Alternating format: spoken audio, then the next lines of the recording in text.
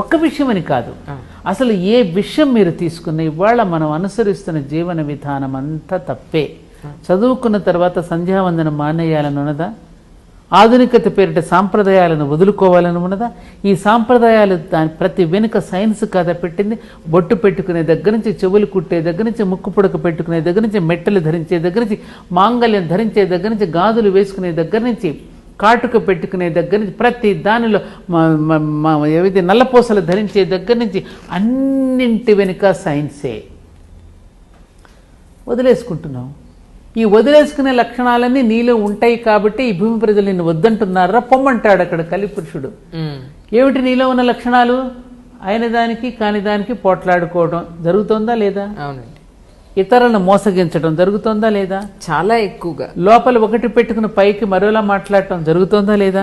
కొందరు రెట్లు ఎక్కువగా. సాంప్రదాయాలు వదులుకోవడం జరుగుతోందా? ప్లాస్టిక్ తోరణాలు పెట్టుకుంటున్నాగా, మామిడి తోరణాలు వదిలేసి ప్లాస్టిక్ ముగ్గులు వేసుకుంటున్నాం కదా, అంతా ప్లాస్టిక్ మయమే చేస్తున్నాం కదా, సాంప్రదాయాలను వదిలేసుకున్నాం కదా, ప్లాస్టిక్ బొట్టులే పెట్టుకుంటున్నాం కదా.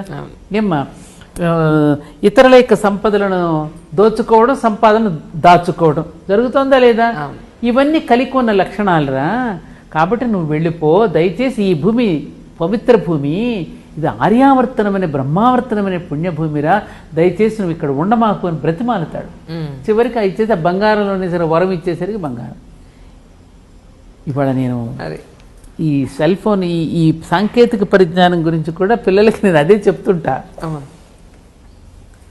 ఆనాటి మన మహర్షులందరూ కూడా తపస్సు చేసి దేని మీద చేశారు? వాళ్ళు వాళ్ళు అక్కడే కూర్చుని యథార్థం మీద ప్రయోగాలు చేసి మనకు అందించారు.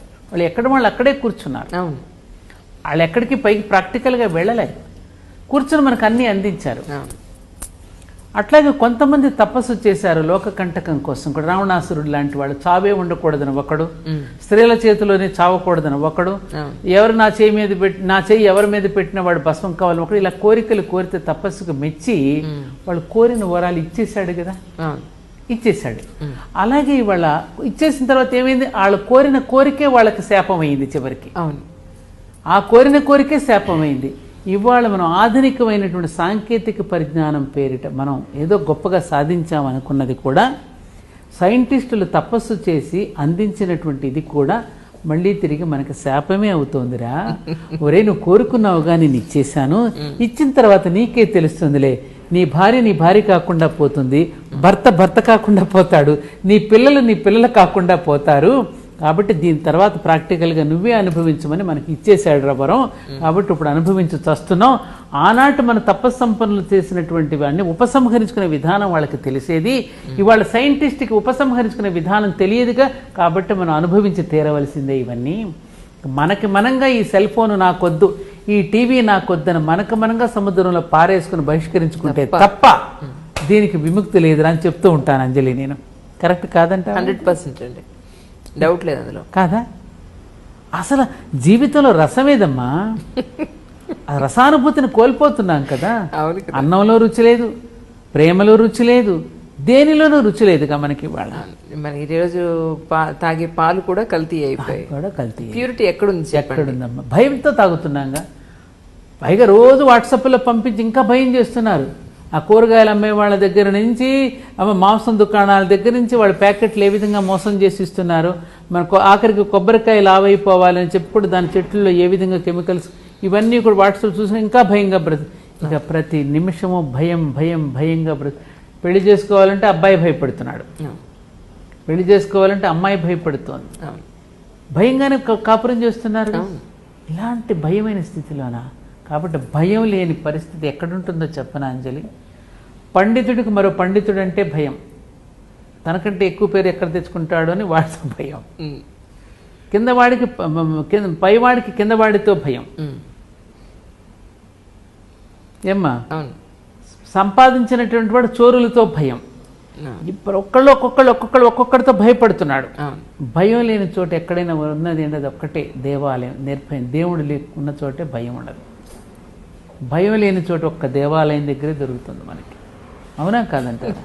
కాబట్టి అందుకనే లాహిరి మహాశయుడు ఒక మాట చెప్పాడు, పదే చెప్తున్నాను ఈ మాట, నీకు చెప్తున్నానమ్మా. నువ్వు ఎవరివాడివి కాదని ఎవ్వరూ నీవారు కాదని ఇప్పటి నుండే తెలుసుకో. ఏదో ఒక రోజున హఠాత్తుగా ఈ ప్రపంచాన్ని వదిలిపెట్టి వెళ్ళిపోవలసి వస్తుందని, ఆ వెళ్ళిపోయేటప్పుడు ఇక్కడ ఏదీ కూడా నువ్వు వదిలిపెట్టి పోవలసే వస్తుందని, తీసుకెళ్ళవని ఇప్పటి నుండే గ్రహించుకో. అందుకే చిన్నప్పటి నుండి భగవంతుడితో పరిచయం పెంచుకో. ఎంత సత్యం ఇది, నిజం, గొప్ప సత్యం కదమ్మా నిజం. ఇది. కాబట్టి నిజమే, ఏ క్షణం ఏం జరుగుతుందో మనకు తెలియదు. చిన్న దోమగుడిదైనా చనిపోతున్నాం, అనేక రకాల కొత్త కొత్త వ్యాధులు వచ్చేస్తున్నాయి మనకి. ఈ సత్యాన్ని ఇప్పటి నుండైనా కొంచెం తెలుసుకోగలిగితే, కొంతమంది విశిష్టమైనటువంటి వ్యక్తులను ఇప్పుడే కనుక మనం తయారు చేసుకోగలిగితే, ఆ విశిష్ట వ్యక్తుల మీదనే మళ్ళీ తిరిగి సత్యయుగం ప్రారంభమవుతుంది. ఇది ఇప్పుడు కలియుగంలో ఉన్నాం కదా మనం. అవునండి. ఇప్పుడు పంట వచ్చేంత వరకు ఇప్పుడు చల్లిన విత్తనాల మీదే కదా వ్యవసాయం అంతా ఆధారపడి ఉంది. అవును. నెక్స్ట్ ఇయర్కి మళ్ళీ గింజలు పండాలంటే ఇప్పుడు గింజలే రేపు విత్తనాలుగా వేస్తాం. అవును. కాబట్టి ఇప్పుడున్నటువంటి గొప్ప వ్యక్తులు ఎవరైతే ఉన్నారో, ఆలోచనా పరులు ఎవరైతే ఉన్నారో, సంఘం గురించి, సమాజం గురించి, దేశం గురించి పట్టించుకునే వాళ్ళు ఎవరైతే ఉన్నారో, వాళ్ళ మీదనే మళ్ళీ నెక్స్ట్ యుగం ప్రారంభమవుతుంది. ఇది భాగవతం చెప్పిందమ్మా ఇది. ఎవరైతే ధర్మం వెంట, దైవం వెంట అడుగులు పడతాయో వాళ్ళకి సన్నివేశాలు చకచకగా నడిచి వచ్చి వాళ్ళ మీదనే మళ్ళీ యుగం ప్రారంభమవుతుంది అనేది సత్యం. అందుకని ప్రకృతి కూడా జల్లెడ పడుతోంది అందరినీ. ఆ జల్లెళ్ళు తేలుతున్నాయి. మేలైనవన్నీ కూడా మిగులుతాయేమో, తాలైనవన్నీ కాలగర్భంలో కలిసిపోతాయిగా. కాబట్టి మేలైన విత్తనాల మీదనే మళ్ళీ యుగారంభం అవుతుంది. అది మనం ప్రయత్నం చేయాలనేది నా తపన. నిజమండి. అందుకని అంటే పర్సనాలిటీ డెవలప్మెంట్ అని ఇప్పుడు ఏదైతే అంటున్నామో, ఆ పర్సనాలిటీ డెవలప్మెంట్ అంటే భగవద్గీతే. మన వ్యక్తిత్వ వికాసానికి కావలసినటువంటి గ్రంథమే కదా అది. ఆ గ్రంథాన్ని అనుసరించి కనుక విశిష్ట వ్యక్తులు ఎప్పుడైతే తయారవుతారో, అది డిగ్రీలతో సంబంధం లేదు, ఆ వ్యక్తుల మీదనే మిగతా యుగం ప్రారంభమవుతుంది. ఇది సత్యమే కదా, మనకు కళ్ళకు కట్టినట్టు అర్థమవుతుంది కదా. దానికోసం పెద్దలైనటువంటి వాళ్ళని ప్రయత్నం చేయాలి, మేధావులైనటువంటి వాళ్ళు మేలుకోవాలి. ఇది నేను చెప్పేది. ఇంతకన్నా ఏముంటుంది చెప్పమ్మా.